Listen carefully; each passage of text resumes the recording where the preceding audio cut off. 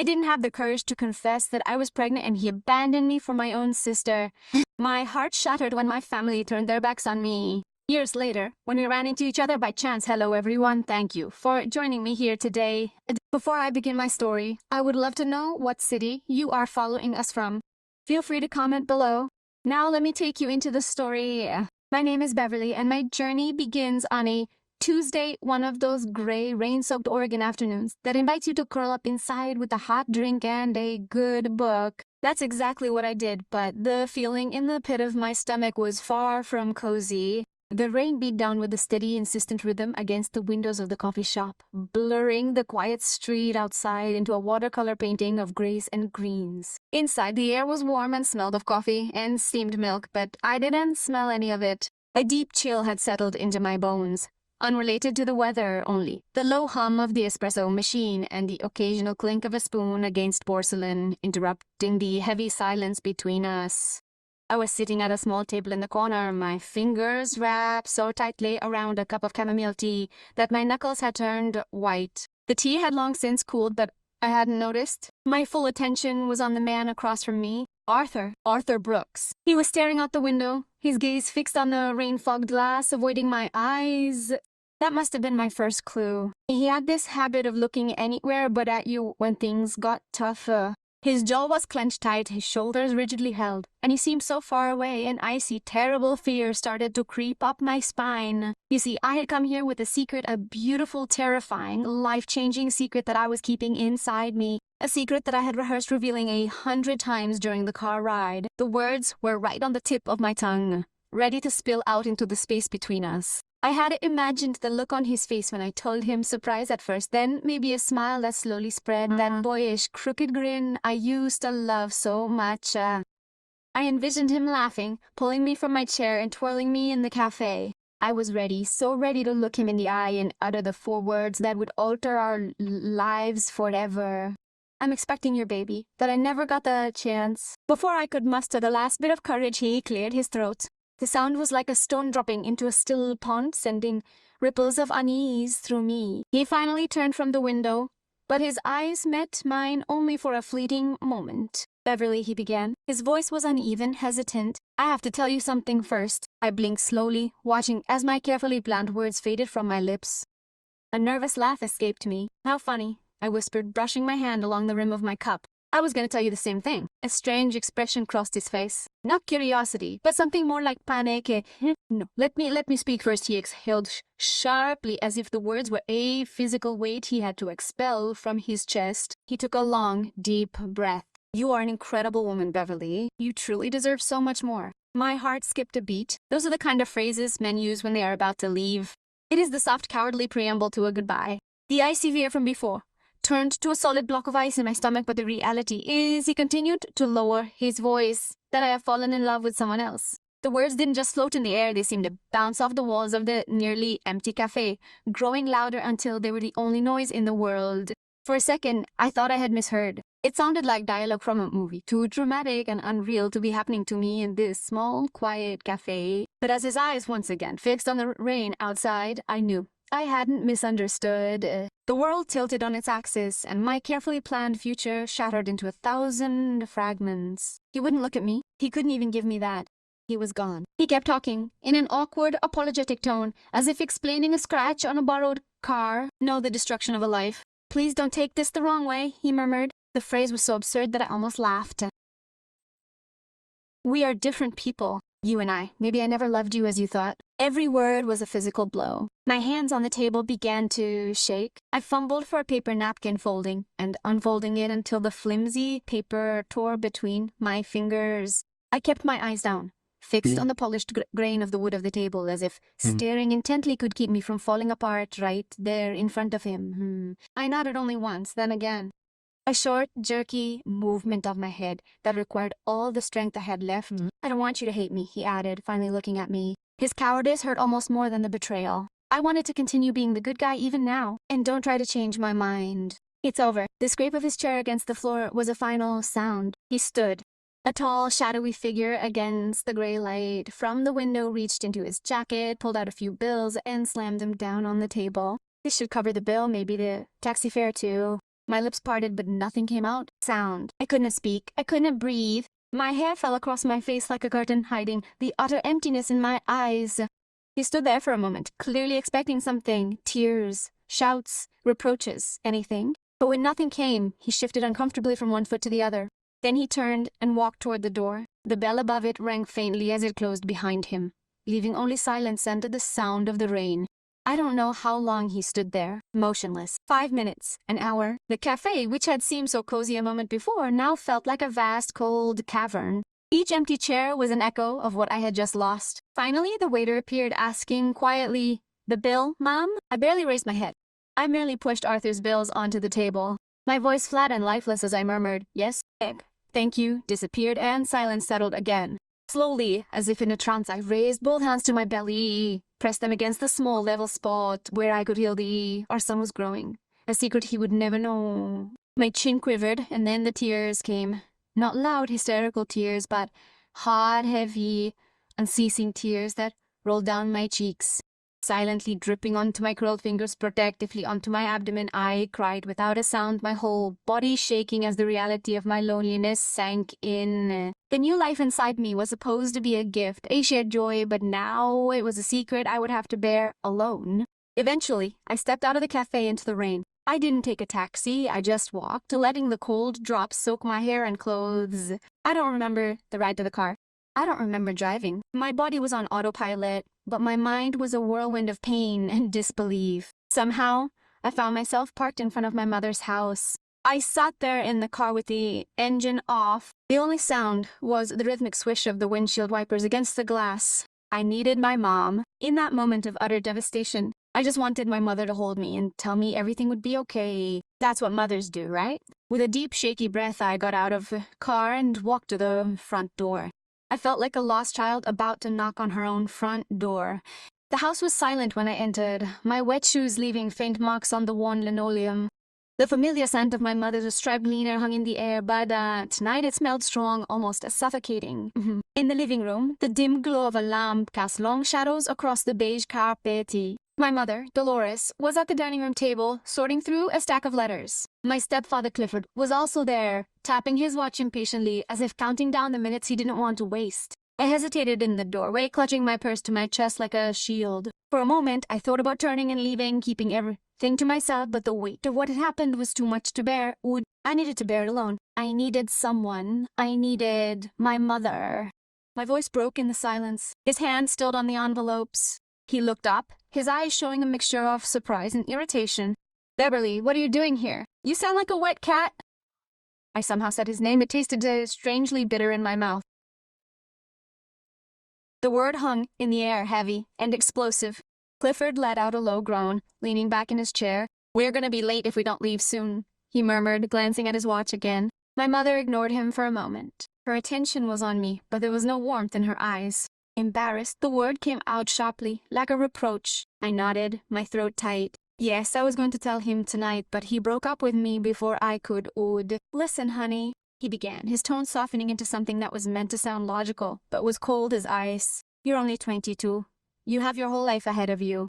These issues can be resolved safely. Medicine has come a long way these days. You can't ruin your existence just because of one mistake." One mistake. That word cut through me like a sharp knife. That little life, my son, was just one mistake to her. "Mom, he's not something to just throw away," I pleaded, my voice shaking. "He's my baby." She shook her head resolutely, crossing her arms over her chest in a gesture of final closure. "Think about your future, Beverly, about your studies. How are you going to manage a child and a job? With what?" At that precise moment, the classroom door swung open, and my younger sister Janet came in. She was humming a gentle melody, her face radiant and full of cheer. "Mom, have you seen my— Oh, Beverly." Her smile faded as she took in my tear-streaked face. "What's going on here?" I couldn't utter a word, just stood there dripping rainwater onto the carpet as my world crumbled around me. Janet looked from my face to my mother's stern expression, but it wasn't her face that held my attention, it was what she was wearing. Around her neck hung a delicate silver necklace with a tiny, sparkling star charm. My breath caught in my throat. I recognized that necklace. Arthur had shown it to me in a jewelry store window last month. He had said he was saving up to buy it for a special occasion for me, and there it was, gleaming in the lamplight, resting against my sister's skin. The room began to spin. The pieces clicked together with a sickening, terrifying clarity. That vague other person suddenly had a face and a name. My sister's... Where from? I whispered in a barely audible voice. You took that necklace away? Jeanette's hand flew to her throat. Her eyes narrowed. Opened in panic, she looked at her mother. A silent plea for help. It was a gift? She stammered. From whom? I insisted, taking a step forward. The ice in my stomach was now a raging fire. Beverly, stop it! My mother commanded. This is not the time. From whom, Jeanette? I screamed. The sound tore at my raw throat. Jeanette flinched. Tears welled up in her eyes. But they weren't tears of regret, they were those of a child caught in mischief. From Arthur, she murmured at last. We've been dating for a few months now. We're in love. It was a double betrayal, a wound so deep I thought it would never heal. My boyfriend and my sister, both of them together behind my back. I looked at my mother, waiting, praying for some sign of indignation on my behalf. Instead, she only sighed, a long, tired sound of impatience. She stood and walked over to Jeanette, putting a protective arm around her. Beverly, your sister is happy, she said in a low voice, cold and unwarm. Arthur is a good man with prospects. It just happened. You need to act like an adult. Be an adult. They had destroyed my life, my family, my heart, and I was the one who had to act maturely. The betrayal was no longer just coming from Arthur and Jeanette. It was coming from my own mother, standing there defending my sister's disloyalty. I felt completely, utterly alone. I didn't say another word. I couldn't. There was nothing left to say. I turned, my body moving like a wooden puppet, and walked out the door again into the rain. I didn't look back, got in my car, and drove aimlessly. The image of that silver necklace was seared into my memory. For what must have been hours, I frantically operated the windshield wipers, moving at a pace that perfectly mirrored the tumultuous storm raging within my soul. I ended up in a seedy motel room by the roadside, the kind with flashing neon signs and thin, scratchy blankets. I lay in bed, fully clothed, and stared at the ceiling was stained with moisture all night. I didn't cry. I think I had overcome the tears. I was just empty, a hollow shell. In that silence, as the darkness of the room pressed down on me, my mind wandered to a different, warmer time. I remembered summers as a little girl running barefoot through my Grandma Harriet's apple orchard just outside Eugene. I remembered the smell of freshly baked apple pies cooling on the windowsill, the echo of her laughter wafting across the yard. I remembered the feel of her arms around me, firm and protective, how she listened to my childish worries as if they were the most important thing in the universe. In those days, life felt stable, safe. This was it. This was the only place I could go. The next morning, I drove over to the nearest bus station immediately. I used the last of my cash to buy a one-way ticket to Eugene. I didn't pack a bag. I just set off with the clothes on my back and the little secret life growing inside me. The bus ride was silent. I sat by the window, watching as the suburban neighborhoods gave way to open fields, meadows damp with morning dew, old barns nestled against rolling hills. The air seemed lighter here, purer. I closed my eyes, letting the rhythmic rocking of the bus calm the storm in my chest. I rested a hand on my belly and whispered silently to the one person in the world who was truly on my side. We'll be okay somehow. We'll be okay. As the bus slowed to a stop at the small country station, the clouds had cleared, and thin rays of sunlight spilled onto the platform. I stepped off feeling exhausted and disoriented, and then I saw my grandmother Harriet. She stood at the end of the platform, in her worn old cardigan, a scarf tied neatly around her neck. Her silver hair caught the light, and her eyes, the kindest I'd ever known, softened instantly as they settled on me. Without a moment's hesitation, she opened her arms wide. Beverly, my dear, she called, her voice warm and steady, just as I remembered it. The moment I collapsed into that embrace, the tight, aching knot in my chest finally loosened. Her hold smelled faintly of flowers and wood smoke, a scent that transported me straight to simpler days. For the first time since I had walked into that coffee shop, I felt a small part of my burden lift. I buried my face in her shoulder and finally allowed myself to cry. I cried for Arthur, for Jeanette, for my mother, for the baby, for the girl I used to be, and my grandmother just held me, stroking my hair, letting me pour out all my pain without a word. She just held me, and that was it. You should have told me you were coming, Grandma Harriet said, keeping her arm around me as we walked to her old pickup truck. I would have baked that apple pie you loved so much. I managed a small, watery smile. That's why I didn't tell you. I didn't want you to worry. We drove back along familiar country roads, the fields stretching endlessly under the autumn sky. She filled the silence with soft questions about my classes. My friends, how had I been? I tried to answer, but words failed me. It wasn't until we were sitting at her cozy kitchen table, steaming cups of chamomile tea between us, that I finally let it all out. The farmhouse was just as I remembered it. Lace curtains at the windows, jars of preserves lined neatly on the counter, and the old grandfather clock ticking in the corner. I wrapped my hands around the warm mug, watching the steam and telling her everything. "He left me, Grandma," I said, my voice barely above a whisper. "Arthur left, and the woman he left me for is Jeanette." I saw a flicker of deep sadness in her eyes, but no surprise. As if she had always known the nature of her other granddaughters. "And I'm pregnant. Mom doesn't want me to have it. She says it's a mistake." My grandmother's eyes never left mine. "No," she interrupted. She didn't scold. She didn't even gasp. All I heard was her steady gaze, her presence like an anchor in my storm. When I finished, tears were streaming down my cheeks again. "I don't know what to do," I choked. "I don't want to lose this baby, but I can't do it alone." She reached across the table and took my shaking hands in hers. Her hands were wrinkled and strong, hands that had gardened and baked and mended a lifetime ago. "Then you won't do it alone," she said, in a quiet but determined voice. "This is your home now, for as long as you need it. When you finish college, you can move here forever. The local school is always in need of teachers. You can work there, and I'll help you with the baby." Her words were so simple, so practical, and yet they felt like a lifeline. For the first time that awful afternoon, I felt the weight lift enough for hope to creep in. I squeezed her hands tightly. My tears were flowing now for an entirely different reason. In that small farmhouse kitchen, I wasn't abandoned. I wasn't without hope. My son and I had a place in this world. The next few months were peaceful and healing.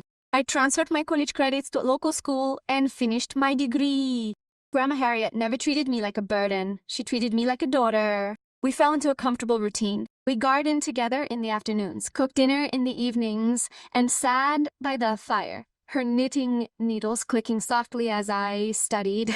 She told me stories of her own life, of the struggles she faced after my grandfather's funeral, of inheriting resilience passed down through the women in our family. It taught me that strength wasn't never falling, it was getting up every time. And so that winter, in the modest upstairs room with the duvet-covered bed and lace curtains, I brought my son into the world.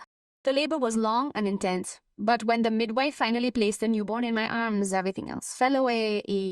He was so tiny, his tiny fists clenched tightly, his cries high-pitched but strangely comforting. I looked up at him with eyes filled with tears, my heart swelling in a way I never thought possible. "Walter," I whispered. The name sounded perfect and solid. Walter would be his name. He would carry my last name, my strength. His fate would not be tied to the man who abandoned him before he was even born. From that day on, my existence was turned upside down in the most beautiful and exhausting way imaginable. Nights were a whirlwind of feedings and diaper changes. Days were a marathon of caring for a newborn while I finished my last few college courses, but I never resented it. I would wake up in the dark during the silent hours, cradling Walter to my chest until his breathing became regular and he smiled, despite his exhaustion. Every milestone, his first smile, his first laugh, the first time his little hand wrapped around my finger. It was like a ray of sunlight breaking through the clouds. It was a pure, uncomplicated joy that healed parts of me I didn't even know were hurt. It wasn't easy. Money was so tight that I counted every coin. They lacked money to such a degree that they counted each coin. But Grandma Harriet was my unwavering support. Marking exams late at night after Walter was asleep, but Grandma Harriet was my unwavering support.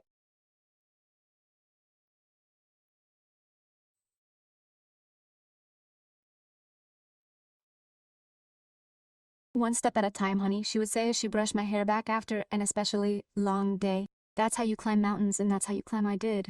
I defended my senior thesis with Walter asleep in a baby carrier at the back of the classroom. A few professors raised their eyebrows, but no one could question my determination.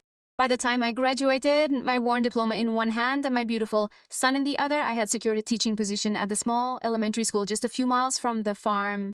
On my first day, standing before a class of bright-eyed, chalk-wielding second graders, I felt a profound sense of satisfaction. Walter was barely 2 years old, tottering around Grandma Harriet's living room. As I taught, his cheerful giggles filled the house during my lunch breaks. Teaching had always been my dream, and now it was my reality. It wasn't just a job. It was my way of providing a stable, loving life for my son. We lived modestly, but fully. I didn't have much, but I had everything that mattered. Every afternoon, I would walk home from school with my papers under my arm, my heart soaring as I watched Walter run to greet me at the door. His bright face had my eyes and my stubborn chin, but his laugh was a sound of pure joy that echoed across the quiet countryside. The community embraced us. "You've raised a very smart boy," the neighbors would comment when Walter accompanied me to the market. "You must be proud." Proud didn't even begin to describe what I felt. Walter was my anchor, my motivation, my entire world. When loneliness crept in at night, when memories of Arthur and Jeanette's betrayal threatened to hurt, I would simply tiptoe into his room. Golfing. I would stand there watching him sleep under his patchwork blanket, his small chest rising and falling, and I knew with absolute certainty that I had made the right decision. I had chosen the best path. I was determined to save every spare dollar in a college fund to give him all the opportunities I didn't have. Grandma Harriet remained the constant guiding force in our lives. She delighted in rocking Walter to sleep, teaching him old songs and telling him stories from my own childhood. The farm became more than a haven. It became the heart of our little family of 3. The years passed in that gentle rhythm. I no longer saw myself as abandoned. I saw myself whole, rebuilt into a new and stronger version. I was a mother, a teacher, and a granddaughter who had not let adversity destroy her. And every time Walter's laughter filled the house, I knew that my life, while not the one I had once imagined, was exactly where it was meant to be. Life in the small farming community settled into a steady, comfortable rhythm. I taught my students by day, graded papers at night, and devoted the rest of my energy to raising Walter. It was a full life, a good life, although sometimes in the quiet moments after Walter fell asleep and the house was still, a wave of loneliness would wash over me. I had long since stopped expecting romance or love. My son was my heart, my class, my mission, and my grandmother, my anchor. It seemed like that should be enough, but life has a way of intertwining people when you least expect it. It happened one spring afternoon when Walter was 5 years old. During the night, a severe storm had hit, and consequently, a considerable portion of our property's old fence collapsed. I was in the yard with Walter, staring at the broken posts, with a frustrated frown. "Great! Just what I needed," I muttered, brushing a stray strand of hair from my face. Walter, taking my hand, asked innocently, "Mom, how are we going to keep the serfs out of Grandma's garden now?" Before I could respond, a voice came from across the field. "Do you need help with that fence?" I turned and saw a man approaching. I recognized him as Franklin Green, a neighbor whose land bordered ours. He was tall, broad-shouldered, with sun-beaten skin and the kindest eyes I'd seen in a long time. A carpenter by trade, a widower, and I knew from town rumors that he had helped other neighbors with repairs more times than one could count. We'd exchanged greetings at the market, but nothing more. A faint blush colored my cheeks. "Is it that obvious?" I asked, pointing to the collapsed fence. Franklin smiled warmly, the corners of his eyes crinkling. "Don't worry. It happens to all of us eventually. I have plenty of boards in the truck." "No problem. I'll fix it immediately." I paused a second, naturally wanting to manage alone, complete things on my own, but his sincere, honest face made me nod in agreement. "If you're sure, I'd really appreciate it." Walter was the first to approach him as Franklin worked with precise, strong movements to nail the new boards. Walter peppered him with 1,000 questions about his tools, the types of wood, how strong it was. Instead of ignoring him, Franklin answered each one patiently. He even let Walter hold the hammer for a while under his supervision. From that day on, Franklin began stopping by more often, sometimes to check the fence, sometimes to bring fresh eggs from his chickens, and sometimes just to say hello when he got home from a job. I noticed how Walter's face lit up every time he saw his pickup truck pull up. I saw how natural it was for my son to follow him around the yard, talking nonstop, and how Franklin always listened with genuine interest. He spoke to Walter not as if he were a child, but as if he were a little person with important things to say. I was slower to open up. My past had left deep scars, and I guarded my heart carefully, but Franklin never pressed. His kindness was constant, his presence quiet but reassuring. He had dinner with us once, then again, until it became a weekly habit. He never tried to impose himself, never acted as if Walter weren't my top priority. Instead, he settled gently into the empty spaces of our life as if he had always belonged there.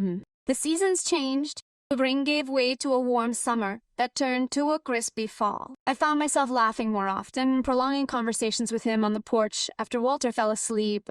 We talked about everything and nothing. He told me about his late wife, whom he had loved deeply, and the silent years after she was gone. I, in turn, found myself telling him about my past. Not all the painful details at first, but enough. I told him about being a young single mother and the struggles I had faced. He never offered pity, only respect. I found myself watching him. Whether he was repairing a door or listening to one of Walter's long stories, I realized that my chest no longer felt tight with fear. It felt warm, it felt safe. I realized I was falling in love with him, and the feeling wasn't terrifying like it had been with Arthur. It was serene. It felt like coming home. A year after that first day with the broken fence, we were working in Grandma Harriet's little garden behind the house. The sun was warm on our backs. Walter was chasing butterflies. Franklin was quiet for a long moment. Then he put down his tools, turned to me, and took my dirt-stained hands. He knelt there in the soft soil of the garden. He had no fancy box, just a simple, beautiful silver ring that he held in his palm. There was no grandiloquent speech, just a quiet, sincere promise that meant more to me than any flowery words. Beverly, he said, his kind eyes fixed on mine. I don't intend to change your life or replace anything you lost. I just want to share it with you and Walter. I love you and I love that boy as if he were my own. I can't fix your past, but I promise I will dedicate the rest of my life to building a future where you never feel alone again. Tears filled my eyes as I whispered, yes, our simple, perfect wedding. We had it right there in the backyard of the farmhouse, surrounded by a few close friends and our wonderful neighbors. Grandma Harry stood proudly beside me, her eyes shining, and Walter dressed in a dapper little suit. He was beaming from ear to ear as he played the role of ring bearer as we exchanged vows, and I became Mrs. Beverly Green. I felt like someone who had been given a second chance, not just at love, but at happiness itself. Shortly after, Walter and I moved to the Franklin farmhouse just across the field. Our two lives merged naturally and seamlessly. The house, which had been silent for so long, now echoed with Walter's playful laughter and shouts. For the first time in years, when I went to bed at night, I could feel my husband breathing quietly and steadily beside me, and my heart was at complete and utter peace. It was not a passionate affair and fast-paced, unhurried. It was solid, authentic, and true. And that was precisely what I had been searching for all along without even knowing it. Life with Franklin and Walter was a serene dream. Walter was now 7 years old, a bright, happy boy who adored Franklin and called him Dad. I had a great job, I loved my family, and the painful memories of my past had finally faded into something distant and hazy. I truly believed I had left them behind forever. Then came the annual second-grade field trip to the Eugene Museum. That morning was bright and clear, a perfect day for an adventure. I walked at the front of my class, folder in hand, while the children chattered excitedly behind me. Walter stayed close by, his backpack bouncing in time with his steps as he kept up with the group. We had a wonderful time at the museum, where the little ones marveled at dinosaur bones and ancient artifacts. Afterward, with some free time before catching the train home, I took them to a nearby park in the city. The air, it was cool, the grass still damp. Children ran ahead to see the fountains and flower beds, their cheerful voices mingling with the rustling of the trees. I smiled as I urged them to stay together, feeling a deep sense of pride. Pride in my students, in my son, in the beautiful, stable life he had built from the ashes. And then, as I turned onto the bench-lined path, I froze. Less than 20 meters away, near the edge of the park, stood a couple, a man and a woman. I recognized them instantly. Arthur and my sister Jeanette. My breath caught in my throat.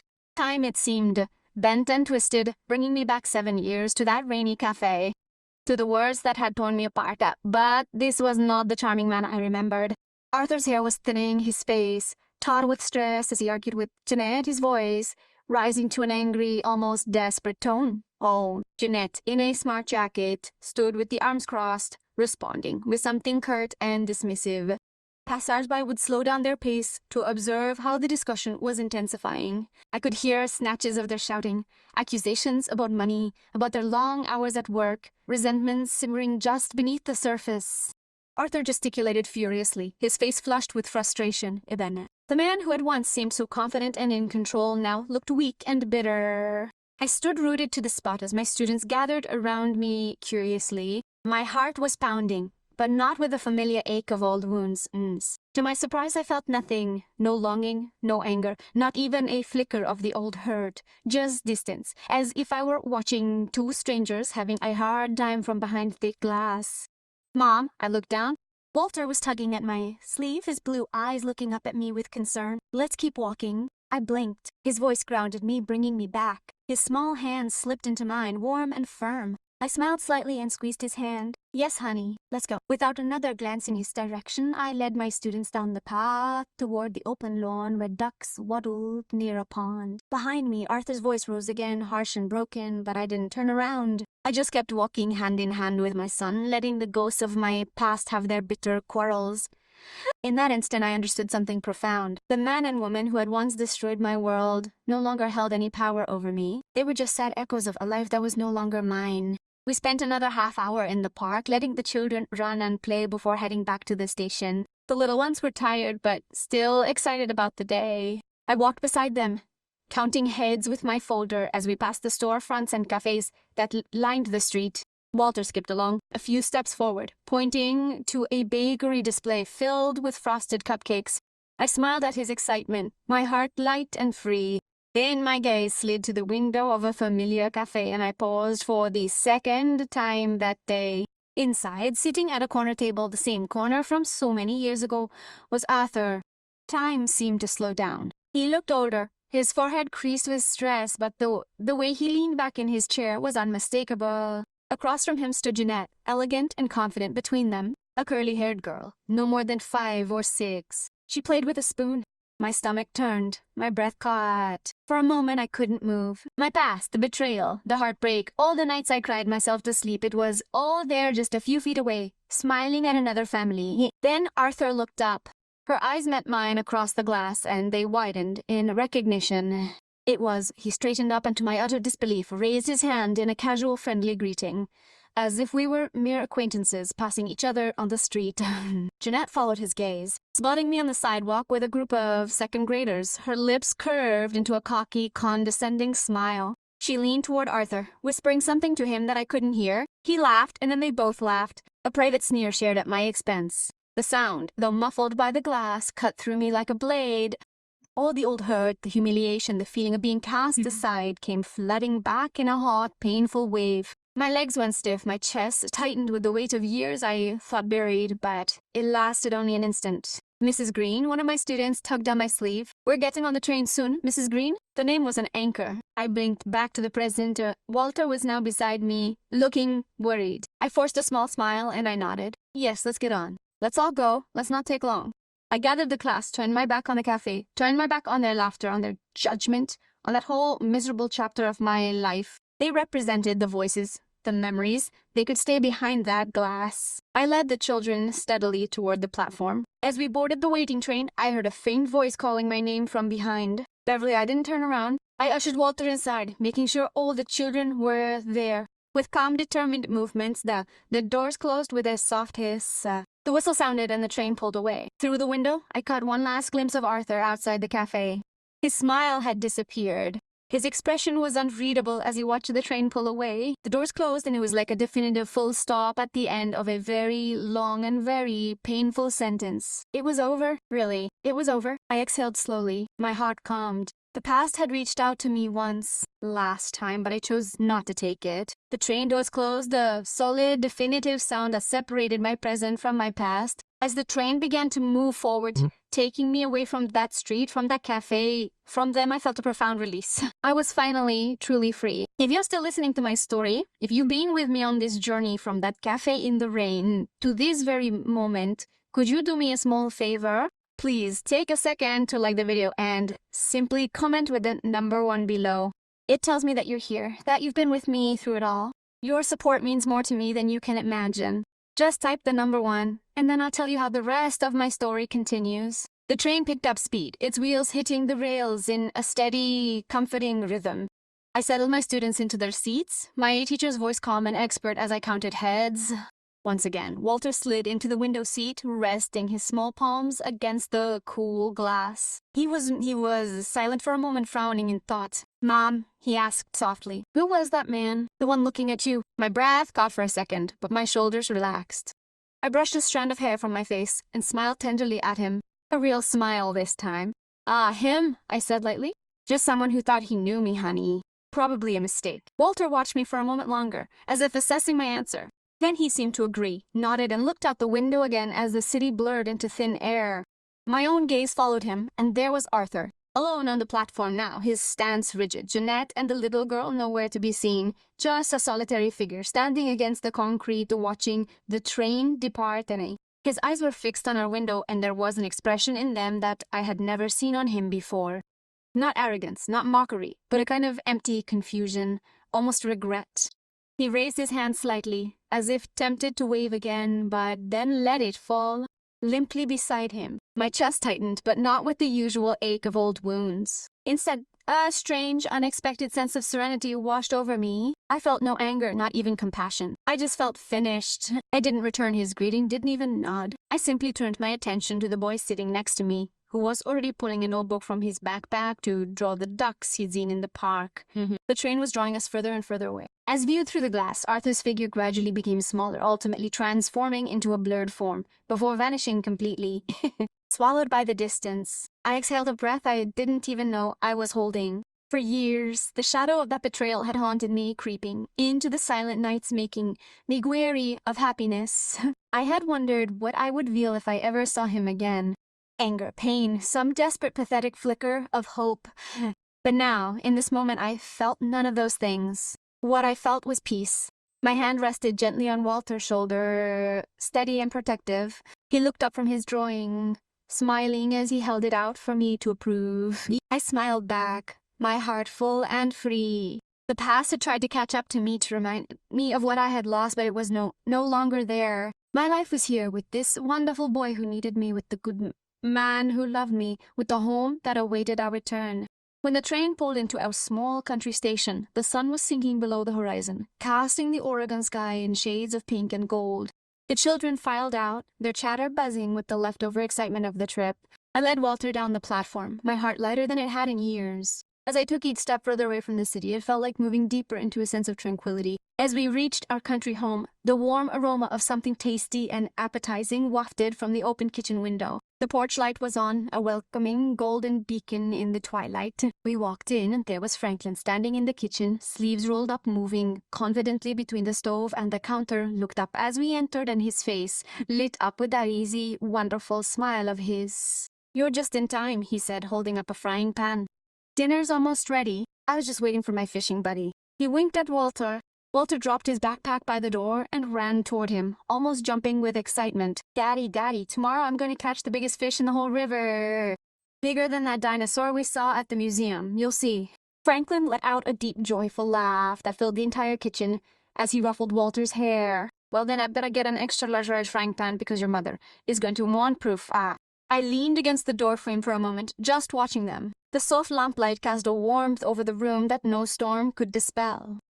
My son's laughter was clear and unburdened. The man I loved moved with that gentleness that comes from a love freely given, not demanded. This was real. This was my life. Walter came running toward me, tugging at my hand. "Mom, you'll have the first bite of my fish, won't you?" "Promise?" I bent down and placed a kiss on his forehead. "I promise," I whispered with a tender smile. I looked up at Franklin then, and our eyes met in a moment of silent understanding. There were no grand gestures or speeches, just the shared knowledge that what we had built together was solid and true and more than enough. I took off my coat and hung it by the door. And as I did, I understood something. I didn't feel the weight of what had been. I didn't hear Arthur's voice in the back of my mind. I didn't see the shadows of that rainy cafe, nor the mocking laughter behind the glass. Those ghosts had no place here. I had left them behind on a lonely platform, where they belonged. What mattered was here. Now it was the boy spinning in the kitchen, excited about tomorrow's catch. It was the man stirring a pot on the stove, humming softly to himself. It was the life we had forged together. Stable, honest, and true. I stepped into the kitchen, with my arms around Franklin's waist from behind, resting my cheek on his strong back. He took my hand and squeezed it gently. And in that simple, quiet moment, I knew, with every fiber of my being, that I was exactly where I was meant to be. Thank you. Thank you for listening to my story. It's funny how life works. The paths we think we should follow sometimes lead us down dead ends, only for us to turn around and find the right path waiting for us all along. If you have a story of your own about discovering a strength you didn't know you had, I'd love to read it in the comments below. Take good care of yourselves. Goodbye. And so, as Beverly's story gently fades into the warmth of her newfound peace, we are reminded of the profound resilience of the human spirit.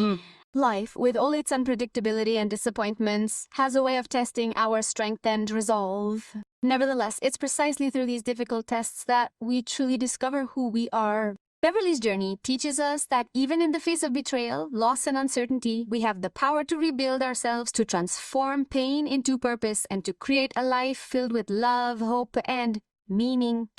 Her story is a testament to the importance of self-worth and the courage to choose what is right for us, even when the world seems to be pulling us in all opposite directions. It shows us that the past does not have to define us, and that the future is always in our hands to shape it.